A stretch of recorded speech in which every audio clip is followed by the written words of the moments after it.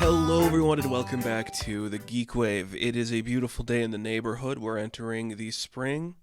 I guess it's been spring for a while now, but because it's spring, we still have a low budget. This is the low budget show. It's the show so low it has no budget. Unlike the movie we're going to be talking about this week and the franchise we're going to be talking about this week, you'd think it'd be an easy one. I wanted to spend a lot of time diving into the Super Mario Bros. Movie. Not because I feel like I have to, but it's one of those movies where I'm like, yeah, I could do a 10-minute review. Maybe I have more to say. I don't really know. I guess I just kind of want to talk about the future of entertainment involving the Mario movie and how it's a dangerous slope we could be headed down. But the same weekend we're doing that, it was Star Wars Celebration, and surprisingly there was enough to talk about where we have to talk about some things that happen in the realm of Star Wars. So that'll be a smaller topic we get into in a minute. Before that, we do have a couple of pieces of news to talk about, all of them interesting in their own right. Nothing strictly fascinating that makes you go, yes, about time, except for maybe one thing. Well, I say that. I have 4 pieces of news we're going to talk about, aside from Star Wars. 2 of them are very interesting. 2 of them are things that I'm like, that's what I'd want to see franchises do this year, in the year of our Lord, 2023. So I'm kind of fascinated with both of those. But before that, guess what, folks? A couple weeks ago, I talked about what's going to be Disney's next live action remake. And in that, I had 2 suggestions that I was like, they're going to get to them eventually. One of the ones I said was the Aristocats, and a couple weeks ago we confirmed that Questlove is going to be directing that movie. On the same page, oh man, Moana. Moana's the next one. Unreal. That movie came out in 2016. So by the time that this probably gets made, it's going to be 2026, around there, if it's one of the next thing, if it's one of the next things that we film, which I could see that being the case, because this month, or is it May, beginning, maybe the end of May, we have The Little Mermaid, and then I know we have Snow White coming very soon, next year, early next year is Snow White. Then what else do we have? We have a sequel to The Lion King. Lilo and Stitch just got a casting announcement. And we have the Aristocats, of course. I think there's other ones I'm missing. But we're doing it. So I guess we're officially out of the era of the Disney Renaissance. And we're moving to the more recent productions. I didn't think they'd go to Moana so quickly. Let alone that they would have Alihi Kavalia and Dwayne Johnson come back for it. That is insanity, and I cannot believe that's the case, solely because I cannot see a reality where Dwayne Johnson commits to that aesthetic for an entire movie. I can't imagine him putting a wig on in 2023. I can't imagine it. If he didn't do it for Black Adam, which was the passion project decades in the making, why would he have the big curly hair for the Moana movie? It's just bizarre. Alihi feels like she's going to be aging out of the role of Moana, so are we doing a sequel where she's older? Is it kind of going to be like the Dumbo movie where you say it's a remake, but that movie was 120 minutes, so what are we doing? It seems so bizarre. I do not understand that. Moana, we're stuck doing Moana already. We couldn't do a Hunchback before we got to Moana. We couldn't do a Great Mouse Detective before we got to Moana. It seems weird. And the worst part is it feels so desperate from Dwayne Johnson because he's coming off of a failure in Black Adam. This feels like a calculated move where he's like, I need my franchise money to come back. I'm not going to be in control of the DC universe, so I'll make $1 billion Moana movie where I'm present throughout most of it. It's kind of sad. It's kind of sad that we got there. I know Alihi Kavalia has been doing some interesting work in other places. If she's excited, that's great. I can't be excited for Dwayne Johnson property, and I genuinely don't care that we're doing Moana this early. I'm a big fan of Moana. I have said that in numerous places. I don't want to see this. I can understand Lilo and Stitch a little bit more. I do. I really understand that. But this is just the calculated thing again of Disney that they've been doing lately too is like they do you remember like that era when before like they bought Star Wars and Marvel when they were like trying to make like the boy movies of like the Lone Ranger and they did Tron again and they did Prince of Persia and they did John Carter and they're like we need boys to like us again. This feels like another move like that where we need something that isn't Marvel or Star Wars to get people to watch us again. The only thing we have are these princesses, but we have to update all these stories. Insanity. Makes no sense. Don't know why this is happening, but congrats to Dwayne Johnson for another thing that you're going to just blend into. There's no way he's wearing the wig, right? I can't imagine him doing it. I cannot imagine him wearing the wig or committing to a dance number at that scale. He doesn't have that energy. He doesn't have it. I'm sure you could find more authentic looking actors to do that. Like you telling me you couldn't find somebody that looks more like the cartoon version of Maui to fill that role? I am sure you could. Just widen your search a little harder because I don't think Dwayne Johnson brings in kids anymore. I don't know. I don't want to spend too much time on it because we have some more stuff we have to talk about, which is the possibility that your favorite franchise is going to be getting rebooted again. That's right, folks. The possibility is up in the air that the Harry Potter universe will be rebooted. I feel like I just talked about this the other day, and I don't know. Okay, fine. An HBO Max series, they do one book a season. That's what everyone's doing these days. Fine. The Fantastic Beasts thing, you really screwed the pooch on that one.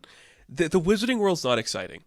I don't understand, like, why people think it is. It just has never been, like, a really cool, expansive world that people liked.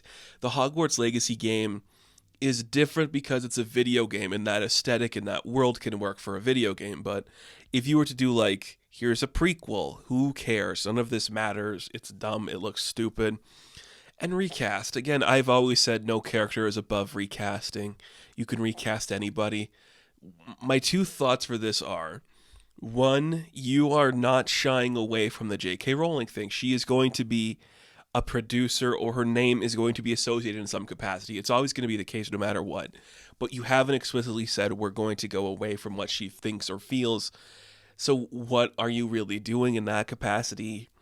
Even if you agree or disagree with what she's saying, I'm sure, are other filmmakers or other creators who have ideas that could be the scale of Harry Potter that you could put the time into making your new Harry Potter. Because that's my other thing. This is something I've been thinking for a long time. And again, this goes to something I've been saying for a while, so I'm genuinely curious what people think. Is Harry Potter relevant to children? Now really think about what I'm saying here, because I want you to think about this. Harry Potter has the same kind of like cachet nostalgia grab as the Disney Renaissance era, where it's like that millennial generation that grew up in the 90s and early 2000s watched those religiously. That audience grew up with the Disney Renaissance, so when they remake it, it's like, yes, you're going to want to see that even if you love the original more. The same thing with like the Harry Potter kind of feeling. That is such like an early 2000s universe that there is something about that doesn't explicitly translate to what young people want today. I'm not saying a young person ages 10 to 15 isn't interested in seeing what a Harry Potter movie looks like today, but is that a franchise or a property that young people go to a lot? I talked about this recently with things like the Elvis movie and with Peter Pan. They are name recognitions for a generation. Is the younger generation interested in seeing Harry Potter again? Can they just rewatch the original movies? If they are interested, if they read the books, I don't spend too much time with a lot of young kids, so I don't know what the general vibe is. But it's one of those franchises that feels like it's like the millennial wet dream, where it's like you can have fun with your friends and go on epic adventures, kind of like The Lion King, kind of like The Little Mermaid. So I don't know if it has that feel to it. You know, it's weird, and there are that could be a conversation in itself for like another day. We talk about like that generation, because I'm kind of like in the back half of that generation. I would say my generation, which is kind of like millennial to Gen Z, but like the in between stage, is more like the Hunger Games meets early Marvel feeling.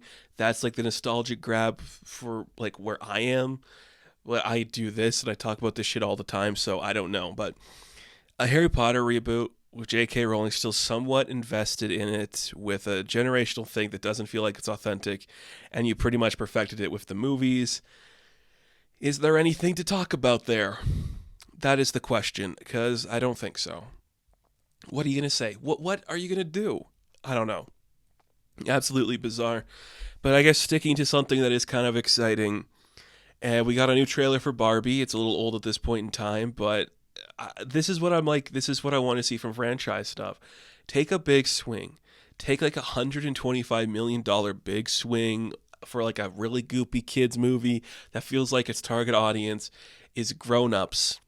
Do that. Again, you could easily have made this movie strictly for children, but the way that it's just like Gosling and Robbie are playing off each other. It's like, Goopy, are we going to kiss? We can't kiss because we're Barbie dolls. For the way she steps out of the high heel and her foot is perfectly in like the way a Barbie doll's foot is. It's kind of genius and subtle. We had a bunch of character posters showing us some characters that are going to be appearing in the movie. Like Michael Cera is going to be playing Alan, which is a short-lived doll that was like, this is Ken's best friend. He can wear all the same clothes as Ken. That's cool. So there's a fun joke. There's only one Alan in the place. Emerald Fennel is playing Midge. I think that's who's playing Midge. And she's like, what if we had a pregnancy doll? And kids were like, what? I don't want to play with that. I just want the blonde one. Cool. And then Kate McKinnon's like a broken one, or like the one that does the splits where somebody like broke her in half or something. That's cool. Will Ferrell's like the president of Mattel. I like it. There's something fun to do in there. I think that's going to be a really interesting piece to explore. It just looks really fun and interesting. The beach off joke is really good. But again, is this like for kids or grown-ups? And I guess that's like the Gerwig thing where it's for the millennial Gen Z generation who want to go see movies. I'm sure it's going to be aimed for kids. It'd be a cool like fish out of water thing, kind of like a Ron Howard Splash movie. If that's the vibe, I'm all for it. I think that'd be a really cool idea. I'm excited. I'm more excited for that than Oppenheimer. It's one of the most anticipated of the year for me. I think that looks really fun. And it's just kind of cool that a married couple wrote it, because Greta Gerwig and Noah Baumbach both worked on the script for this thing. I would love to be in the room when Baumbach got to like work on this, because that is hilarious. But I guess it makes sense. He's got like that nostalgia fever for going forward right now. Like White Noise is kind of like, look how weird everything is. So I guess it makes sense.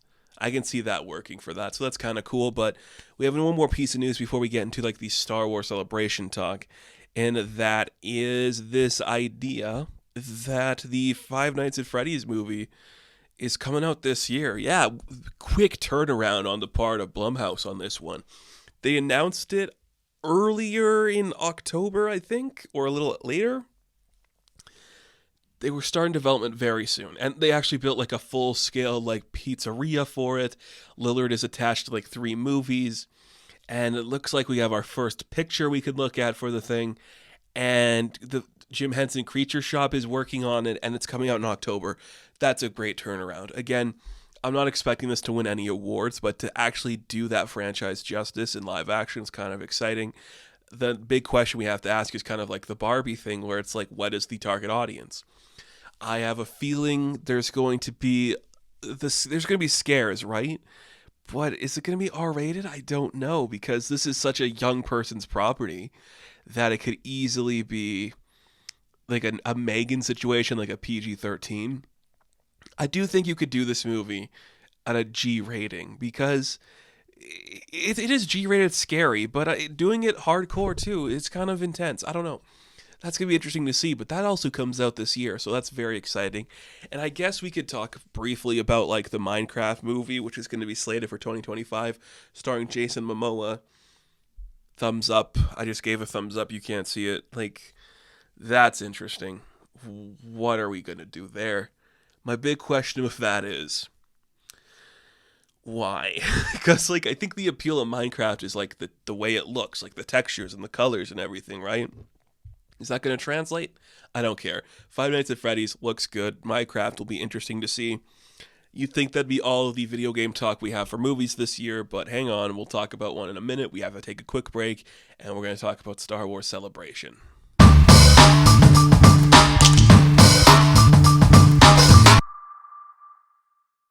It's that time of year again, folks, where Star Wars is like, we canceled everything we talked about beforehand, and now we have a big festival. So we're going to announce more stuff, and by the time the next one comes out, which they already announced, the next Star Wars celebration is going to be in Tokyo in 2025. I'm sure half of these projects that were announced are going to be canceled.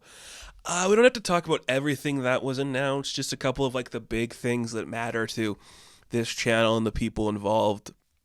There was some comic book announcements, some more High Republic novels announced. I've been reading the High Republic stuff. It's very interesting. And I guess we'll just talk about like, was there any video game news? I think it's just more like Fallen Order. It's coming out soon. The sequel, Jedi Survivor, is that the sequel? It's gonna be fun. That comes out this year or this month. I mean, like the end of the month. So that's gonna be cool. I don't have a console to play it on, but I will probably watch a walkthrough of it by somebody. This is kind of exciting. But, it was a fine festival. A lot of big people were there, a lot of panels from all your favorites. They got Harrison Ford to show up, I think. Was he there to do like the Indiana Jones thing? I can't remember. It's cool. I love that Star Wars celebration just as Lucasfilm stuff. And I know Lucasfilm just kind of had like a conversation where they're like, we're canceling Willow and the Indiana Jones TV show because we want to do Star Wars. Why? You should do variety, man. It doesn't matter. But big festival, couple of big announcements that needed to be talked about because Star Wars is back. It took them 4 years to realize that we should be making more Star Wars movies because they make money and people like them. you know, Regardless of what like certain aspects of the internet will say, a Star Wars movie is always going to be an interesting watch for the general audience, even if it bombs. But again, there was so much weird with Solo that it was just like, don't expect them all to be $1 billion and we'll all be okay. Okay, like just give us like a $50 million movie and do something wherever. And it's just like, shut up for a minute. Let's make more Star Wars. So more Star Wars. They announced a new timeline, which for some reason had people online upset. It's like, hey, the timeline we've seen before, we're just adding to it. It's like, I don't know the official title for any of it. It's just like before and after the things you've seen, and then one thing in the middle. I guess we could start with the television stuff that was revealed. We had an Ahsoka trailer which showed us the characters from Rebels that are going to be in live action. We kind of saw all of them. Zeb appeared in The Mandalorian this year, so he's doing something. He was great. He looked fantastic. Better than anything else in that show. Honestly, just perfect. Then we have Mary Elizabeth Winstead as Hera, and she looks fine. Looks okay. And then you have Sabine is going to be in the show. Ezra's there. They also confirmed that Lars Mikkelsen will be voicing Grand Admiral Thrawn like he did in Rebels. He'll be doing the live action stuff. They had a trailer that they showed. It wasn't revealed to the public yet, but it was, like the back shot of Thrawn was there. Cool. I like Thrawn. Interesting to see how that's going to go. And then Ahsoka is just going to be like Ahsoka-ing stuff. There's going to be a couple of like Sith Jedi evil people she's fighting that have like orangish colored lightsabers that are like a bleeded red, orange, yellowish color. Okay, that's fun. Now here's what I want everyone to think about. What is this? you know? What is Ahsoka? Like, who is this for aside from people who have seen Clone Wars and Rebels? Is there a general audience that is going to give enough of a crap about any of these characters if they haven't seen any of the animated stuff? Even if you know Ahsoka from her appearances in The Mandalorian, how can you watch this and be like, yes, I can't wait to see the conclusion to that thrilling adventure from season 4 of the cartoon I didn't watch, or the origin of Ahsoka in that 7-season cartoon I didn't watch? I'm all for the show existing. I think it's great that it exists. It's cool that we can wrap up this storyline. We'll talk about wrapping up the storyline later, but it's just also like, am I excited for this, or do I just want to see more Ahsoka? It's like, cool. I've watched all of Rebels. I think the show is good. It's really fun. But then you're just telling me, like, you have to watch this live action show to get the actual conclusion to their arc. That doesn't excite me. I just don't care about that. I'd rather just have an ambiguous ending in Rebels where it's just, hey, the characters lived happily ever after, and Ezra rode off into the sunset to fight Thrawn in some space whale barge. That's more interesting than We have to go save him. Let's go, Ahsoka. I don't know. Very strange that that's going to be the case for that show. But it's going to come out in August. It is also not the last project from the TV side to come out this year because Skeleton Crew, another quick turnaround for a show. It feels like just last year we were told about John Watts doing this weird Hamlin thing. That's going to be coming out this year too.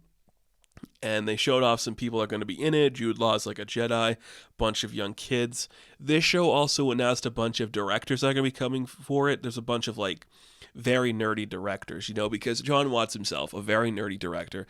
David Lowery is going to be doing one, which I think is exciting because it leads me to think Lowery is going to be one of those guys that gets a movie later. He has done Pete's Dragon, and now he's doing Peter Pan and Wendy for Disney, so I think him doing Skeleton Crew is going to lead to him getting a bigger Star Wars movie.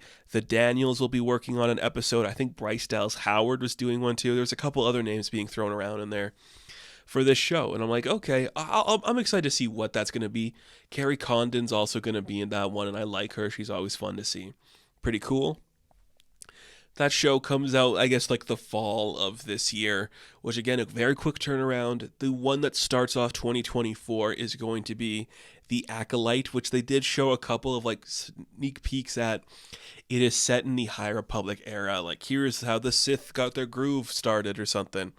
They didn't show much. I get that. Like, that's the one I think I'm the most excited for because the cast is interesting. The creative team behind it is interesting. Feels like it could be something wholly new that isn't relying on nostalgia or cashing in on another thing of Star Wars. Something uniquely itself. They announced that Jonas Suotamo, who has done a lot of like the Chewbacca stuff recently, will be playing a Wookiee Jedi. Now, I've been reading the High Republic stuff. It didn't sound like he was going to be Buri Yaga, who is a character in the High Republic era. From what I heard, it sounds like he's going to be a new character. But they have confirmed that some characters in the High Republic era will be appearing in this. Like the lead lady, I can't remember her name. She's going to be one of the mains from the High Republic stuff. So if it's not Buri, okay, that's kind of fun. But I guess the thing I just want to know is, like, why can't Jonas just be himself? Why does he always have to be a Wookiee? I'm sure he's a fine actor. Why not just have him be like a tall dude? It's possible that tall people exist in this world. Why not have him be one of them? Very strange. But it looks like it's going to be fun. That's the one I'm most excited for. They confirmed that Bad Batch Season 3 will be the final season, which makes sense. We're kind of wrapping up that era. We don't really want to play in there anymore. Andor Season 2, we already knew that's going to be like a couple of years each episode. Makes sense. Kind of exciting. And that's kind of where the TV side of things ended. Which I get. You didn't really announce anything new, and I understand why. I am sure we're going to be finding out a lot more information soon. The big thing now is that we're pushing for theatrical releases because guess what, folks? If Air Courting a Legend has taught us anything, it's that if you do a theatrical release, that money trickles down to all aspects of your studio. I love that it took us this long to realize that maybe just dropping everything on streaming isn't making us a lot of money. What gave it away? Was it every studio upping their prices? Was it every single streaming service upping their prices? And you're not getting any new content or clients, and you're just like, I love this. I love that it's happening. But they have announced 3 projects on the film side of things that are in active development. Whatever that looks like, who knows? The first one of worth talking about is from director Sherman Obed Chinoy, who worked on Miss Marvel and Saving Face, and she has been tapped to direct the follow-up movie to The Rise of Skywalker. This was the one that Lindelof was potentially working on before, but now it's like, okay, we have a new talent behind it. Stephen Knight is still writing the script, and this movie, again, it's the follow-up to Rise of Skywalker. It is set 15 years after the events of the Rise of Skywalker, and will follow Jedi Rey Skywalker as she starts to reform the Jedi Order. Cool. That's exciting. I like that. I've always been fascinated by that era of Star Wars. I think there's something to explore in that timeline that could be like a rebirth to the franchise. I don't think it's going to wholly fall into the traps that the Force Awakens era did. It could be more like The Last Jedi, which is the best Star Wars thing ever made next to Andor. And it could be something very original in that aspect. And Daisy Ridley is returning. Now, there's a lot of reasons she could be returning. The one I truly think is because she wants money. You know, it's the thing that Rachel Zegler was saying when she did Shazam. It's like, girls gotta eat, you know, I gotta work. I need a job. So yeah, I'm not connected to like the source material. I just want to work. And if they're offering me a lot more money to come back for a sequel to my trilogy, what the hell? I'll do it. And it also feels like it's a quick turnaround, so we couldn't really wait like another 20 years to do it. It feels like we had to do it like right now so people actually remember. Look, she could play older. It doesn't matter. None of this matters. None of these movies are actually like important to like society. You know, it's fine. And it looks like it's going to be cool. I like Rey. Her and Kylo are characters I did enjoy from this new era. Hopefully something cool comes of that. Could be pretty interesting. But you know what would have been a little more like fascinating? If they didn't kill Kylo in the last movie, and then they could form a bond that they like each other in the present day. I was not a fan of The Rise of Skywalker. I talked about that when it came out. But I'm here for whatever they're going to do. I just like Star Wars. So that one is exciting. I think that's going to be a really cool project. The other one that intrigues me is this idea that James Mangold, who I guess is in good graces with the people over at Lucasfilm because, yeah, he did The Dial of Destiny, which got a new trailer and it looks fine. He is going to be developing his own Star Wars picture, which is so strange. The way he described this is so strange. It's like set 25,000 years in the past, and it's like the origin of the man or the person that found the Force. Like, it's a biblical epic in the style of like a Cecil B. DeMille picture. And I'm like, you cannot say that. You cannot, it's illegal to say that in 2023. You are a man of great talents, James Mangold, but you cannot say you're making a Bible epic in the Star Wars universe in 2023. That should be illegal. You shouldn't be allowed to get away with that because it sounds so dumb. But I'm here for that, you know? It's devoid of every other piece of character and everything going on in that world. A simpler time, just a guy discovers the Force. I guess it's going to be like the Ten Commandments. And I'm like, dude, stop. Stop just making me want to see this thing. Because you're not actually going to make this. You cannot be allowed to make this. It sounds preposterous. It sounds like something George Lucas would do for like a sketch on Robot Chicken. I love it so much. A Cecil B. DeMille picture in 2023 that you announced for Star Wars, that sounds terrible, but the best kind of terrible. So it's like, wow, insanity. It should not be allowed to happen. Should not be allowed to happen. How do we keep getting away with this? I don't understand. Cool. I'm here for that. And Mangold, he's going to be working on that right now. He's like writing the script for it right now. He also confirmed, which was later confirmed by James Gunn, that yes, he's going to be writing and potentially directing Swamp Thing. Two things that are like his passion projects. And I'm like, what are you? You know? You did two good Wolverine movies. You did Indiana Jones. Between that, you did like a Ford versus Ferrari movie. You did a couple of earlier things before that. What is up with you? You're doing like a Bob Dylan movie. Like, slow down, dude. We get it. You're gifted. Just keep it real for a minute, man. A religious Bible epic in the Star Wars universe. That is insanity. That shouldn't be happening. But here we are. So those two excite me. The one that doesn't excite me that they also announced was Dave Filoni's movie, which is just like a reworking thing that they were talking about in the last Star Wars Celebration.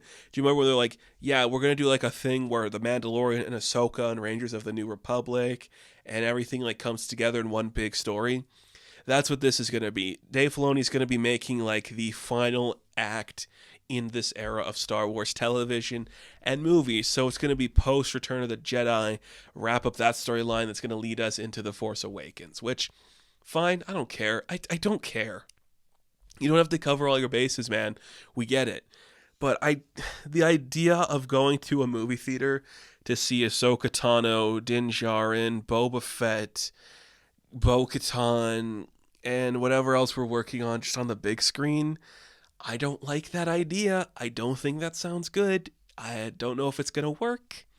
Could easily fall flat and not have anything special to say because are any of these characters or actors compelling enough to see on the big screen? I don't know. I don't know. But who's to say? It could be worth it. I don't know. You've earned it. Like, Dave Filoni has earned it. He's earned the right to do that. But I just can't imagine that's going to be worthwhile, you know? Like, are we going to get like a sequence of like a post Jedi Luke? And I don't care. I just don't care. Also, Return of the Jedi is coming back to cinemas this month to celebrate 40 years. Cool. About time, I do say. I do say about time. Oh boy. Amazing. Amazing. So, those are the important things. Out of all of that, I'll watch Ray Skywalker. Everything else is just cool. A Cecil B. DeMille flick. Like, don't tease me with that, dude, because it's impossible to make it feel like that. You're insane. But let's take a break, and when we come back, let's talk about something else that's insane.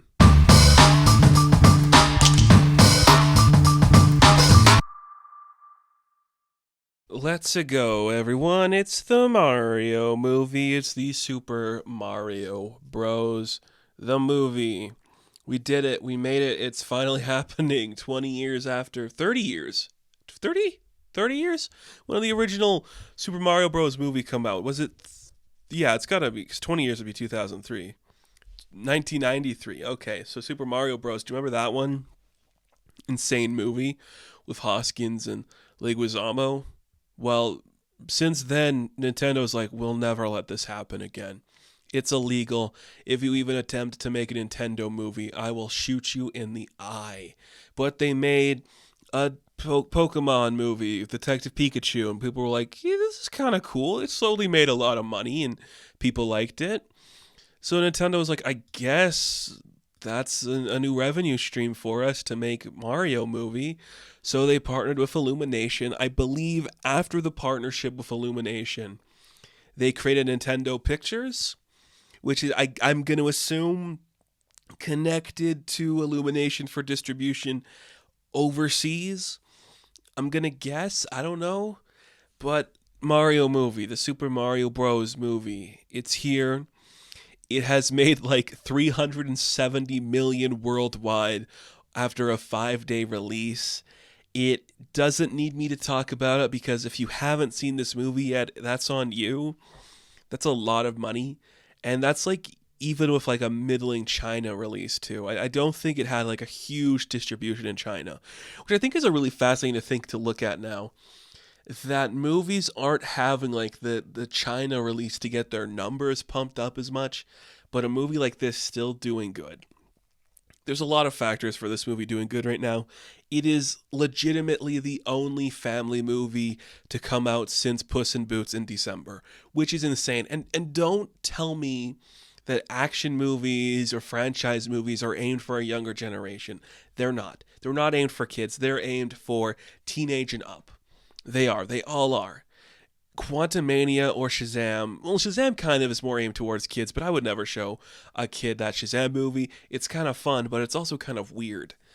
It's strange. There's no movie for kids.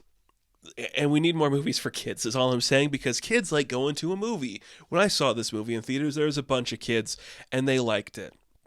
And that's fine. I like that. Again, I don't know how to talk about this movie immensely because it's just a kids movie. And I hate saying just a kids movie, but that's what it is. I don't want to see critics complaining about this because it's exactly like The Rise of Gru. I really enjoyed The Rise of Gru, but I'm not going to tell you the intellectual foundation of that movie. It's like for like babies, not babies, for young people, for children, for toddlers, for young adults who are just like, I grew up on the Minions. I'll watch a Minions movie. That's what this is. And you have like an entire like section of critics who are panning this movie for not being perfect. I'm just like, what are you expecting? Illumination has never made like a perfect movie. They try, they make some interesting stuff. They all fundamentally feel the same though. I don't know. It's fine. I was more interested in it when I walked out of the theater. I think like the first couple of days when I saw it, I was like, okay, that was fine. I don't have any real like strong emotions to it. It did exactly what was expected of a movie like this.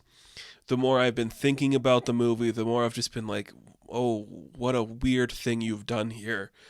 Strange choices were made. Not bad, not necessarily good, just things that are like, okay. And here, I think a big part of it for me too is hearing people talk about it on TikTok, because I sadly, the algorithm's been like, do you want to see clips from the movie that people are illegally posting? Do you want to hear the Bowser song every little bit? And I'm like, no, I don't. I don't want to see that. I don't want to see that at all.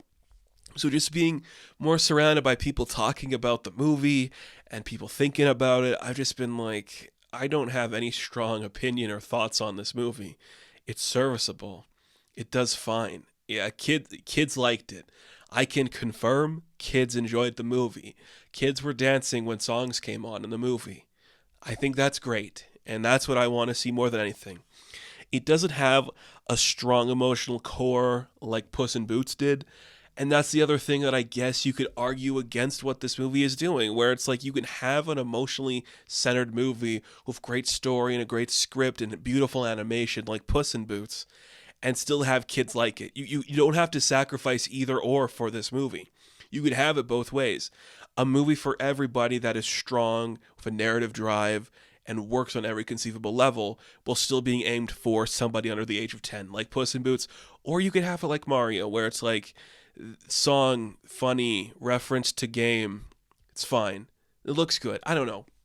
Super Mario Bros. Movie, a very strong 5 out of 10. I have no strong opinions on this film.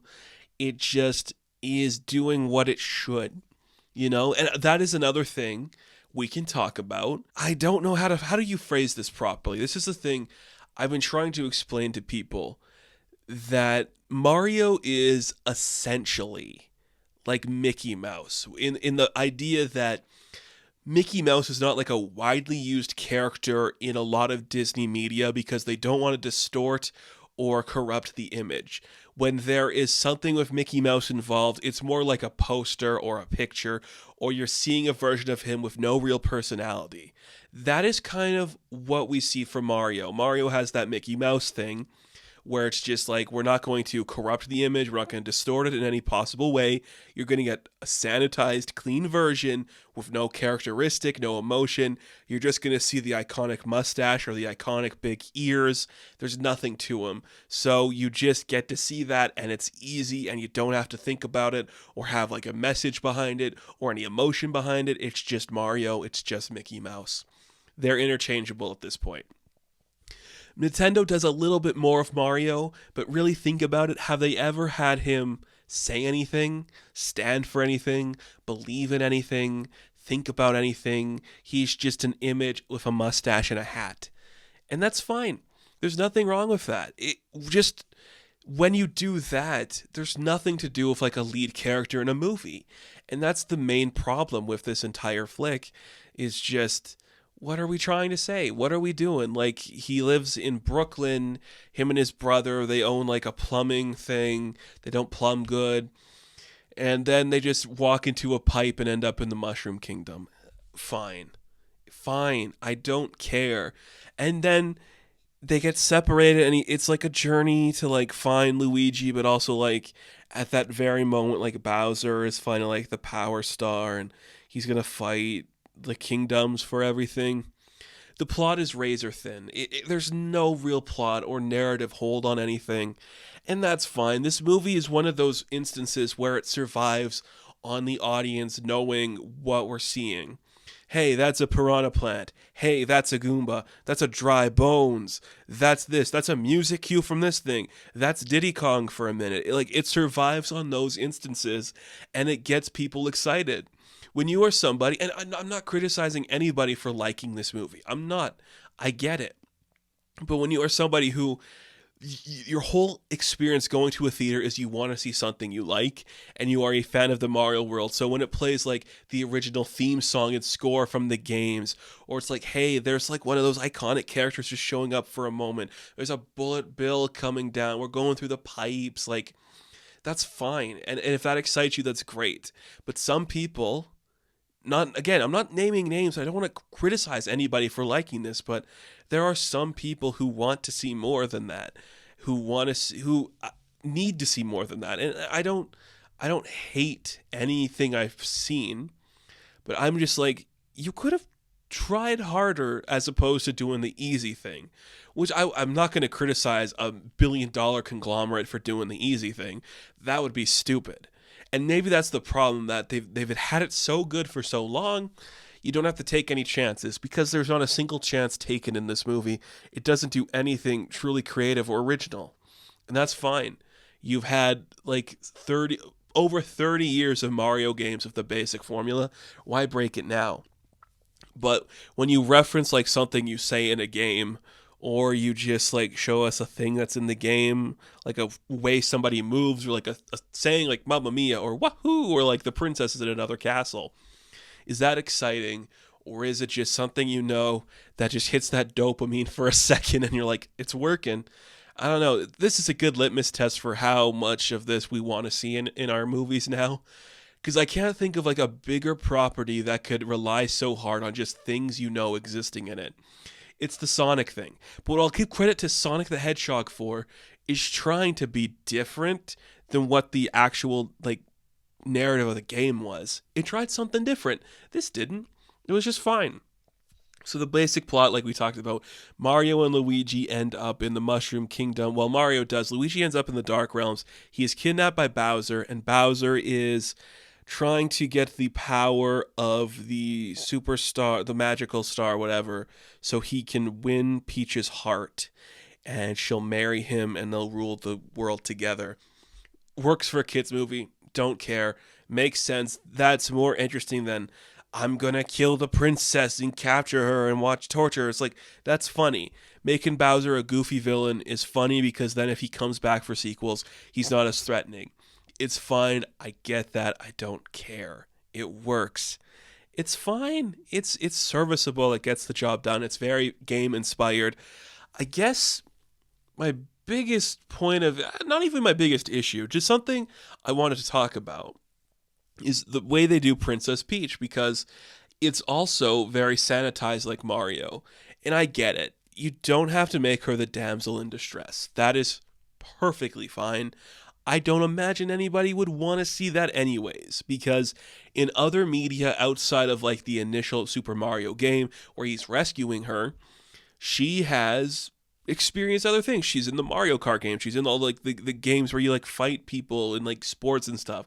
I think she's had her own video game of some sort. If she's in Super Smash Bros., she's a capable character, so we don't have to do that. But it's just kind of nothing when she's just like, why does she need Mario's help when she's capable of doing all of this anyways? I guess the biggest thing is just like Mario serves no purpose to the story. Everything would kind of like go the same way. The battles could end the same way if Mario wasn't there, because eventually Bowser would have gone to like the Jungle Kingdom, and Cranky and Donkey would have to team up with Peach, and things would happen the same way. Whatever. Peach is my favorite character in the Mario world. I've always been fascinated by her. Her and Donkey Kong are like my two mains in Smash Bros. No matter the iteration. I'm a huge fan of Peach, and I've always just been worried about what we're going to see in this movie, because I've always just felt like they're going to take away what made her special. And I'm not being like she has to be a damsel and she can't do anything, but Peach had like this quiet feministic tendency to like these girly things while still being strong. We don't really perceive any of that in this movie. Like, she is capable and daring at every single moment, and that is great to see. It's really strong, and it's a good change of pace. But you do take away like her being royal in some capacity. It kind of like, I said this to people when I saw it with them. I was like, it's kind of like the Smurfette thing with the Smurfs, where you want to make it known that she's the only like female character in this universe, but doing that, you take away the thing that makes her a female character in this universe. She becomes the girl to the guy, as opposed to being a strong character on her own right as a woman. It's strange. Making her badass and strong and defending her people is great, but you also take away like the girly feminine things that Peach liked in the original stories and other stuff like that. She is no longer a damsel, and that's good, but she also no longer likes some like the feministic things that we've seen her to like before. I don't know. It's not a huge issue. It's just something that I noted, and I'm like, that's an interesting choice. You made it. I'll deal with it. She kind of longs for the world she doesn't know. Okay. And it's kind of like she fell through like a pipe when she was a kid and the Toads took her in and they made her princess. It's a fun story. Like, it's doing something with her I'm fine with. One of the funniest things, in my opinion, is that every single voice actor of note in this movie is like a man over the age of 40, and then it's just Anya Taylor-Joy. I'm like, Jack Black is old, Chris Pratt is old, Charlie Day is old, Keegan-Michael Key is old, Seth Rogen old, and then it's just Anya Taylor-Joy, the only girl. She's like 27. I'm like, what are we doing? That's so silly. How old is Mario supposed to be in this movie? Because he lives with his parents, and he owns his own business. I know it's like, hey, families live longer together now, but he looks like he's supposed to be like 20 to 23, and Peach is like supposed to be like 18 to 20. It's weird. It's weird to think about and kind of lame. And no criticisms of the voice acting. Everybody does fine. Anya Taylor-Joy was fine. I think there's other people I would have liked seeing doing it differently. Now, I've been talking a lot about Peach, and I don't really know how you could have change that character to make it more appealing or less appealing. I don't know. Interesting. It was fine, I guess. I'm fine that they didn't like set up her and Mario liking each other. They're just kind of flirting for a bit. It was fine. I don't know. I guess that what you could have done, and I don't want to judge a movie on what it could have been. I guess what you could have done is have her interested in Mario. She kind of like, they have a moment where they like see each other at the beginning of the movie. You're like, oh, humans connecting. That's kind of cool. But they never act on that impulse. I guess, do people not want to see that or something? Is that too wrong that you could have like these characters actually like each other? And that like goes to more of her thing where she's like, I am strong, I am capable, and I could do everything without this guy, but I just think he's cute and I like having him around. Is that too girly and weak, and we can't show in like a kid's movie that maybe it's okay for a strong female character to be interested in a man? I don't know. I understand why you don't do that. Just as somebody who's a fan of Peach, I think you should show like them liking each other, because they clearly like each other, but we can't have them kissing because this isn't Shrek until it is Shrek, because we make modern music references and stupid stuff like that. The music choices in this movie are so bad. Literally straight from Shrek. Like, Holding On for a Hero plays in this movie, and it's terrible. And they play Take On Me for no apparent reason, and no Sleep Till Brooklyn. I'm like, oh yeah, because you're in Brooklyn. That's clever. That's great. It's lazy and stupid. And again, it's so sanitized that it means nothing. And it has no feeling on any capacity. None of it matters. Chris Pratt is Mario, and it's fine. It's fine. I'm not a Chris Pratt fan that much, but the box office doesn't lie that people love him. Okay? The general public, none of us who are constantly online talking about this stuff, who see like maybe some of the weirder things he's not really pushing in his work, but is apparent in his work if you think about him in any capacity, we know about him. But the general audience, they don't care. You know, Mark Wahlberg can make his weird video, and Chris Pratt could say about similar stuff. None of it matters, you know? None of this matters. The box office loves him still. That's fine. And Charlie Day, it's fine. They're both doing like a Brooklyn thing, and it's like, okay, if you must do your Brooklyn thing, I don't give a shit. It's fine. Keegan-Michael Key doing Toad, okay, dude. If that's an idea you had in your head, I'll let you run with it. Toad was funny, I suppose. I did laugh, but the more I think about it, I'm like, I don't know if those jokes would hold up a second time. I am not somebody who is like super high on like the Shrek mythos and like that world. And this reminds me of that, where I'm like, this is just diminishing returns every time I go back to this universe. Shrek, I don't know if Shrek would hold up better on a rewatch. I don't know. I guess they announced Shrek 5 too. We could have talked about that, but it doesn't matter. I don't know. Bowser, yeah, Jack Black. You get it? Do you get it? Do you get that it's Jack Black? He's doing like that dee-ba-dee-doo-ba-ba thing on like a piano. It's funny. I am a big Donkey Kong fan. I've always liked that world and that mythos, and it was fine. Until it stops the movie to be like, Do you guys remember the Mario Kart game? What if we did that? Mario Kart. Okay. Okay, I don't know. Exhausting movie. But again, it doesn't matter. It's going to be the highest grossing film of the year. We're going to be getting sequels galore. Nintendo is going to be producing a Nintendo property movie every day now, forever. And here's the thing about that too. I can't think of a bunch of other properties that Nintendo owns that they hold as precious as Mario that would feel this bland and uninterested. The one that would come closest is probably The Legend of Zelda, where there is so much mythology behind that doing it, you're going to have references and characters popping up, blah, blah, blah. Maybe Kirby, and if they ever did a Pokemon animated like this, but I don't think they're going to do Pokemon like this. The truth is, if they were to do more of these movies from Nintendo properties, like a Metroid, a Legend of Zelda, a Kirby, a Star Fox, an F-Zero, a Kid Icarus, an Ice Climbers, an Earthbound, whatever, none of them would be as bland and lazy and uninspired as this one is. Because it's Mario. We can't change the core value of Mario. He has to be like, woohoo, here we go. Protecting my brother, up-de-dee. Mamma mia. I protected the princess. Dip-de-doo. I fight the big gorilla. The animation is good. It's fluid. It's fun. There's two post-credit scenes. One of them is a cute song by Bowser, which is, again, it's Jack Blacking. The other one sets up Yoshi, which is really fun. That's an idea. No Daisy reference, no Wario reference, no Rosalina reference. So we can do these forever, and we will. And exciting. Exciting, I suppose. It doesn't hold up when you think about it. I think when you're in the theater, experience it, and you see a bunch of kids happy, and you're like, hey, that's the DK rap they're singing. Or it's like, hey, they're using like the power up to do like the special move, and it's like, hey, we got like sweeping shots of people fighting Koopas. You're excited and you're enthralled. When you sit back to think about it, you're like, well, Puss in Boots had a genuine heart to it, and that was good for kids too, and it did well at the box office as well. And you're like, well, we've been seeing some really good adaptations of video games lately that stray from the source material, that do something creative, and we allow characters to grow and change and feel things for like the medium they're a part of. Super Mario Bros. Does none of that. It is fine. It gets the job done. It is the rise of Gru of this universe, and hey, if there's more, hell, I'll see it. Like, I'm not opposed to seeing more of these.